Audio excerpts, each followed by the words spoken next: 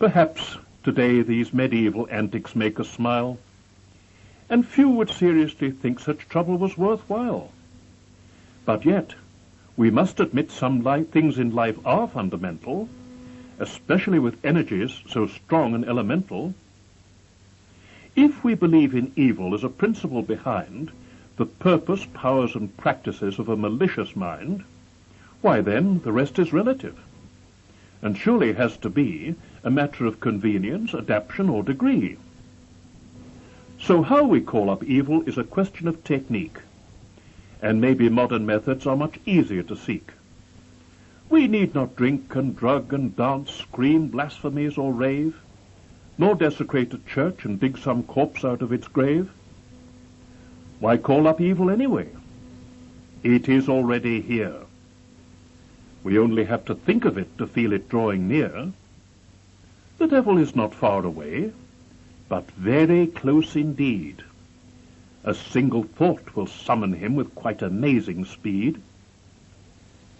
The devil is all evil in each solitary soul, multiplied by everyone, that makes our total whole. So each of us should exercise the devils we have got, for if enough would do just that, the rest are helped a lot.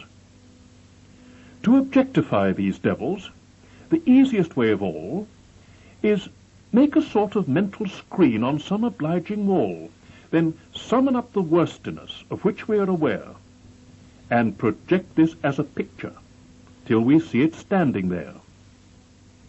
Expel the evil from oneself and get it focalized until it can be clearly seen and really recognized.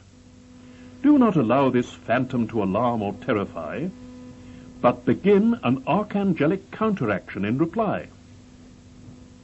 One practical procedure of approach that has been found is staying in the center with our archangels around, then, as it were, rotate them all, and consciously direct each archangel to face the fiend and have its own effect.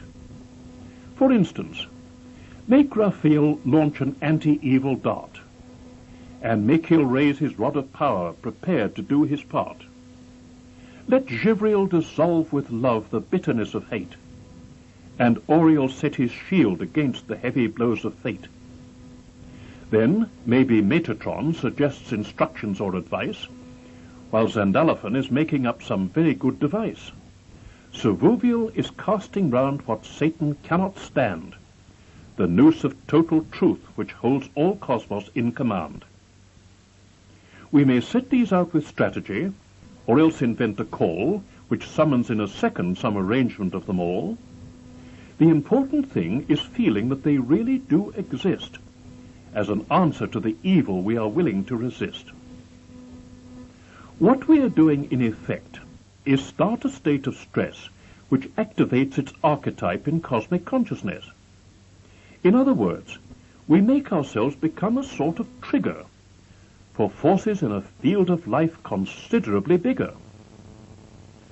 There are many variations to be made with this idea, and multiple maneuvers much too long for mention here. These should come readily enough to anyone that looks inside themselves for knowledge which is never found in books. One point must be remembered. When a devil is attacked, it does not stand there stupidly and let itself get whacked. Whatever the archangels do, it will retaliate, maybe matching care with cunning, or resisting love with hate. Therefore, setting about Satan is a lively enterprise, and we might as well anticipate some very rude replies.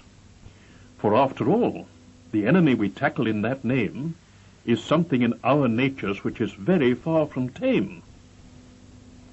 Unhappily, when our free will as humankind began, both good and ill in us became integral parts of man. So, in this wicked world of ours, it is quite sad to say, all evil will not vanish till a very distant day. Then are these imaginative sessions just a childish game, or some wishful thinking fantasy amounting to the same? Far from it. They are exercises, training up our will, and increasing our ability for dealing well with ill. What happens in the limits of one human mind and soul must necessarily affect a fraction of our whole. So every single exercise helps other people too, and is therefore of good value as a useful thing to do. Then set this pattern working for the service it can give toward reducing evil in these times through which we live. For, if we care to think of it, no one could ever doubt that our evidence of evil shows too much of it about. So, there are 7 basic points of attitude to learn, as defiance of the devil altogether or in turn. In any case, the lot amount to only one idea of negating evil in us and eliminating fear. First, we must accept there is good guidance from on high. Then we have to seek a fount of spiritual supply. When we get these connected with a line of truthful light, the other 4 are almost bound to come exactly right. Alertness is essential for all action to commence. Uprightness proves the standpoint we should take up in defense. Compassion is the antidote to venomous intent. Caution must be always used unto its full extent. If anyone would change a state of hell into a heaven, they could take good advantage of this spiritual 7, and something far too obvious to classify as rumor, a faculty that once was called a wholesome sense of humor. Believe this or believe it not, but Satan cannot bide the slightest laugh at his expense or injury to pride. One way of dealing Lucifer a really backhand stroke is smiling at his antics while enjoying an honest joke. This may not be forthcoming as an easy thing to do, unless we can appreciate a cosmic point of view which sees the Satan spirit as being devilishly clever, but recognizes also that it cannot last forever. We ourselves have spirits of immortal derivation which can uplift our entities past human incarnation. Contrasting this with Satan, we might feel we should forgive him, if all he does convinces us that we shall yet outlive him. While the owner of a quarrel which is just may be thrice blessed, and whoever laughs the last for any reason laughs the best, we are likely to lead Satan an unprofitable dance, for at the end of everything he does not stand a chance. That might not seem consoling at this present point of time, accustomed as we are to acts of viciousness and crime, while defeat of all our devils at some day so far ahead scarcely seems of great importance if by then we shall be dead.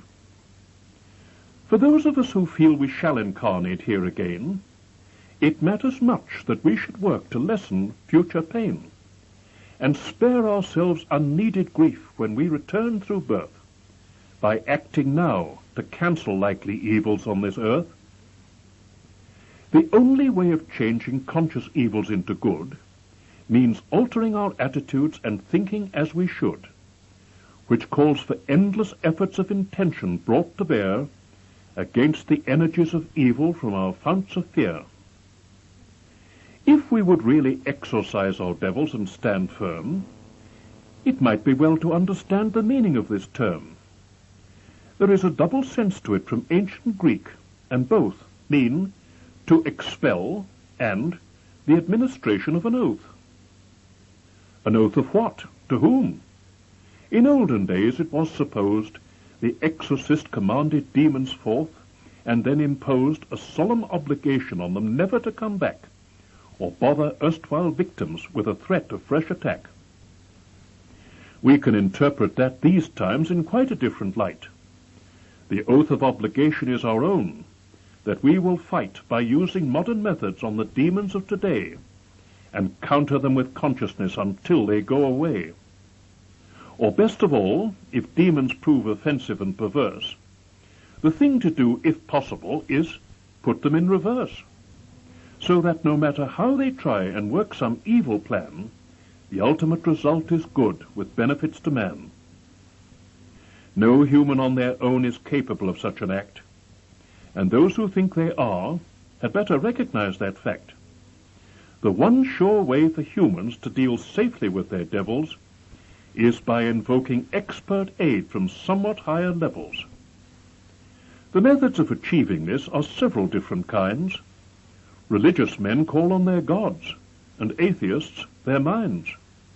It really does not matter much, providing consciousness is raised and aimed above the range of our inventiveness.